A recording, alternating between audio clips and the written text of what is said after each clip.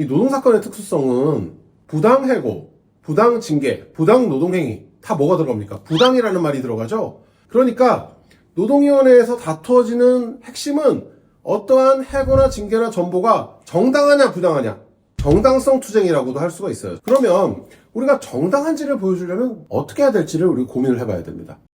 구독과 좋아요는 영상 제작에 큰 힘이 됩니다. 안녕하세요, 김용기 변호사입니다. 여러분들이 직장생활 하다가 징계, 해고, 전보 이런 이제 불이익한 처분을 받았을 때 노동위원회에 구제 신청을 해서 구제를 받으실 수 있습니다. 오늘은 그 노동위원회 구제 신청 절차를 알아보고요. 그리고 필승 전략 함께 알아보도록 하겠습니다. 여러분들이 해고, 징계, 전보 이런 이제 부당한 취급을 받았을 때 지방노동위원회에 구제 신청을 하셔야 됩니다. 신청은 우편 또는 온라인 접수 가능합니다. 노동위원회 사이트에 가셔서 온라인 접수를 하실 수가 있습니다. 그리고 제일 중요한 건 신청 기한입니다. 해고, 징계, 전보, 부당노동행 같은 일을 당하고 나서 그 이튿날로부터 반드시 3개월 이내에 신청을 하셔야 되고요. 이 3개월이라는 것은 노동위원회에 도달하는 날을 의미합니다. 그러니까 우편으로 접수하신다면 여유있게 신청서를 발송하시는 게 좋습니다. 그래서 구제 신청이 접수가 되면 이유서 1, 그러니까 첫 번째 이유서를 제출을 하고요. 그러면 사측, 상대방에서 답변서 1을 제출을 합니다. 그래서 이제 이유서와 답변서가 최소한 2차례, 많게는 서너 차례까지 오고 가면서 공방이 이루어진 다음에 신문회의가 잡히게 되는데요. 그때 노사 당사자가 출석을 해서 위원들의 질문에 답변을 하고 우리의 주장을 설명을 하게 됩니다. 앞에 이제 5명의 위원이 앉아 있습니다. 공익위원 3명, 그 다음에 근로자위원, 사용자위원이 앉아 있어요. 이분들은 질문을 할 수 있지만 나중에 표결에는 참석할 수 없습니다. 3명의 공익위원이 있습니다. 신문회의가 끝나고 나서 공익위원들이 모여서 한 10분 정도 회의를 합니다. 이 3명의 의견을 종합해서 판정이 나가게 됩니다. 그리고 이 신문회의가 마쳐지고 나서 바로 그날 저녁 8시에 판정이 나오고요. 약 1개월 후에 판정서를 송달받게 됩니다. 판정에 불복하고자 할 때는 그 판정서를 송달받고 나서 10일 이내에 중앙노동위원회, 즉 중노위에 재심 신청이라는 걸 해야 됩니다. 여기까지가 노동위원회 절차예요. 중노위 절차도 진노위와 똑같은 방식으로 한 번 더 진행이 됩니다. 그러니까 진노위 절차까지, 즉 초심 절차까지만 진행한다면 2개월에서 3개월 정도가 소요가 되고요. 재심 절차, 즉 중노위 절차까지 가게 된다면 약 6개월까지 소요가 될 수 있습니다. 사실은 재판에 비해서는 굉장히 짧고 신속한 절차입니다. 재판을 가게 되면 보통 민사소송이든 행정소송이든 1년 이상의 기간이 소요가 되는데 노동위원회 절차는 약 3개월에서 6개월 사이에 결판이 나게 되고 선임비용 이외에는 별도의 비용이 들지 않습니다. 그래서 저렴하고 신속한 구제 절차라고 볼 수가 있습니다. 특히 부당해고 그리고 부당징계 관련해서는 제가 일전에 올린 영상이 있습니다. 그 영상 참고해 주시면 좋겠습니다. 이 노동사건의 특수성은 부당해고, 부당징계, 부당노동행위 다 뭐가 들어갑니까? 부당이라는 말이 들어가죠. 그러니까 노동위원회에서 다투어지는 핵심은 어떠한 해고나 징계나 전보가 정당하냐 부당하냐, 정당성 투쟁이라고도 할 수가 있어요. 정당성을 두고 노사가 다툼을 벌이는 것이라고 할 수 있습니다. 그러면 우리가 정당한지를 보여주려면 어떻게 해야 될지를 우리 고민을 해봐야 됩니다. 정당성을 다투기 위해서는 제일 중요한 게 프레임을 잘 설정해야 됩니다. 그리고 여러분들이 이유서를 제출하게 되는데 여러분들이 이유서 1을 낼 때는 간략하게만 내셔도 돼요. 해고나 징계나 전보의 정당성에 대한 입증 책임은 사용자에게 있습니다. 그 얘기가 무슨 얘기냐면 답변서 1이 나오고 나서 여러분들은 그거에 대해서 반박하는 형식으로 사건을 진행하셔도 괜찮습니다. 그러니까 본격적인 서면은 이유서 2가 되는 건데요. 제일 먼저 해야 될 것이 사실관계를 재구성하는 겁니다. 징계 처분서라든지 사측의 서면을 보면 사측에게 유리한 방식으로 내용이 써 있어요. 당연히 그렇게 쓰겠죠. 그렇다면 그걸 그대로 두고 내가 그것을 반박하는 내용을 쓰려고 보면 사측의 프레임 안에서 움직일 수밖에 없습니다. 그러니까 사실관계를 재구성을 해주셔야 돼요. 시간 순서대로 몇 월 며칠에 어떤 일이 있었고 몇 월 며칠에 어떤 일이 있었는데 각각의 이유는 이러한 것이었고 그것에 관한 증거는 어떤 것들이고 이런 식으로 사실관계를 재구성하면서 우리에게 유리한 프레임을 선점 혹은 설정할 필요가 있다는 겁니다.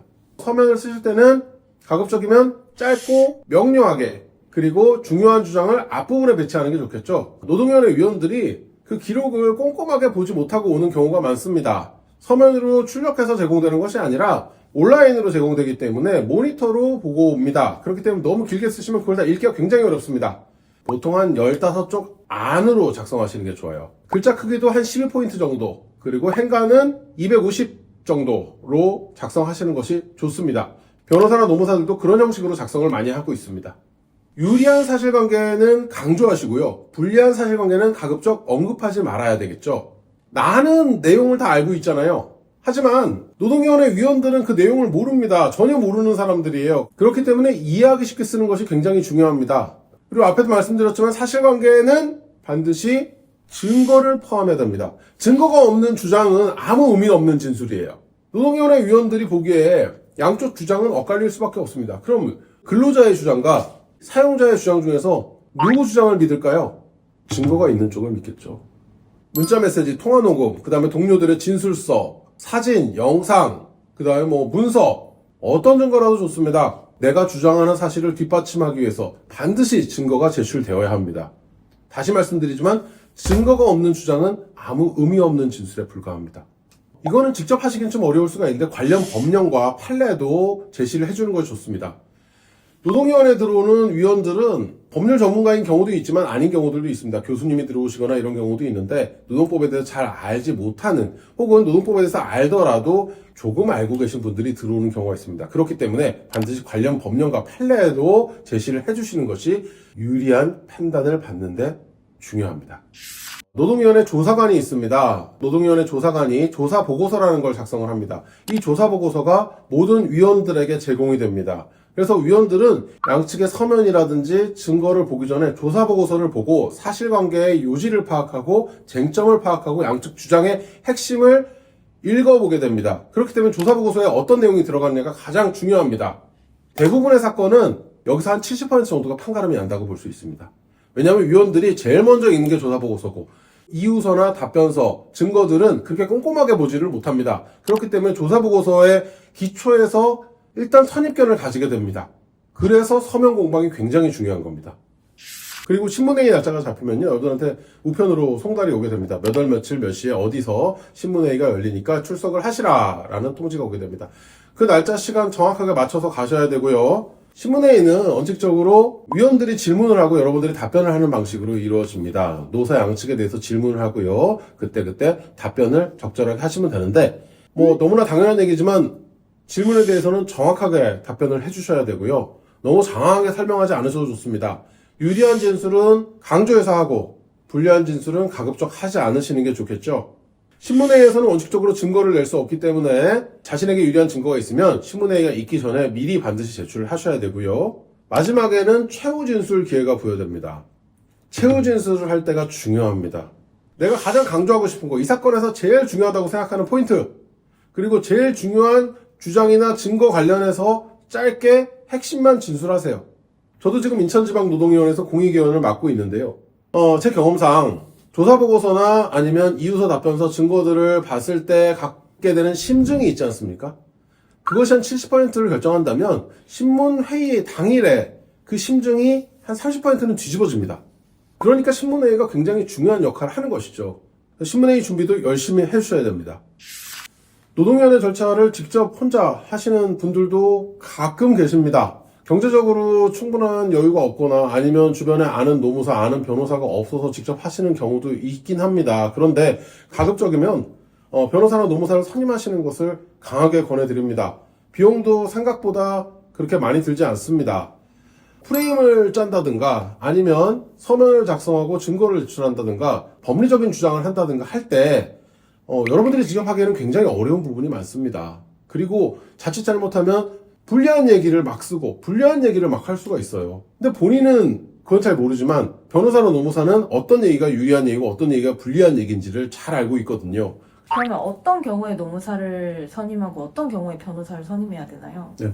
노동위원회에서 대리인은 변호사도 될 수가 있고 노무사도 될 수가 있습니다. 경험적으로 노무사님들이 많이 하시긴 하는데요. 노무사님들은 노동법 관계 전문가들이기 때문에 노동법 관련해서는 특별히 문제가 없으십니다. 다만 여러 가지 법률이 함께 적용되거나 형사적인 문제가 결부되거나 이런 경우에는 변호사를 선임하시는 것이 더 나을 수 있습니다. 변호사와 노무사의 선임 비용 차이는 그다지 크지 않고 비슷한 경우가 많습니다. 그러니까 그때그때 상황에 따라서 판단하실 필요가 있겠고요. 변호사님들은 여러 각자 주력하는 분야가 있으세요. 그래서 노동사건 많이 해본 변호사, 특히 노동위원회를 많이 경험해본 변호사를 선임하시는 게 좋습니다. 그리고 노동위원회에서는 권리구제 대리인이라는 제도를 운영하고 있습니다. 월 평균 소득이 300만 원이 안 되는 분들은 노동위원회에 신청을 해서 권리구제 대리인, 즉 일종의 국선 노무사를 선임받으실 수가 있어요. 비용이 너무 부담된다 라고 하신다면 이 권리구제 대리인 제도를 활용하시는 것이 좋겠습니다. 구독자분들의 사연을 받고 있습니다. 법률적으로 궁금하신 부분 있으면 아래 이메일로 보내주세요. 다음 영상에서 제가 다루어 보겠습니다. 감사합니다. 네, 오늘은 노동위원회 구제 신청 절차와 필승 전략 함께 알아봤는데요. 많은 도움이 되셨으면 좋겠습니다. 그리고 필요한 부분이 있으면 언제든 저에게 연락을 주셔서 좋습니다. 오늘 영상도 좋으셨으면 구독, 좋아요, 알림 설정까지 꼭 부탁드리겠습니다. 감사합니다.